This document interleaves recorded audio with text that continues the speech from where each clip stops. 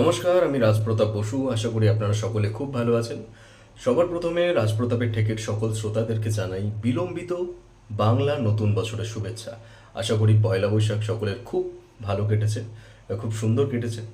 তো এই গোটা বৈশাখ মাস জুড়ে রাজপ্রতাপের ঠেকে যে গল্পগুলি আসতে চলেছে, সে প্রত্যেকটি গল্পকে আমরা একটি এপিসোডবদ্ধ করেছি এবং সেই এপিসোডটির একটি বিশেষ নামকরণ করেছি, যার নাম হলো কাল বৈশাখী এক্সপ্রেস।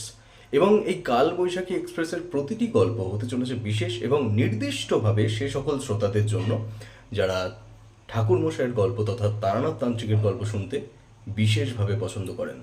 তো এই কালবৈশাখী এক্সপ্রেসের কোনো গল্প মিস করলে চলবে না।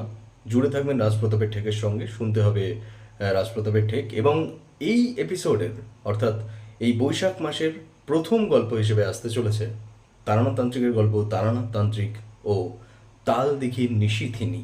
গল্পটির ব্যাপারে কমিউনিটি পোস্ট অলরেডি আজকে সকালেই আমি করেছি। আর মাত্র 2 দিনের মধ্যে আসতে চলেছে তারানাথ তান্ত্রিকের প্রথম গল্প এবং কালবৈশাখী এক্সপ্রেসের প্রথম গল্প তারানাথ তান্ত্রিক ও তাল দিঘির নিশীথিনী।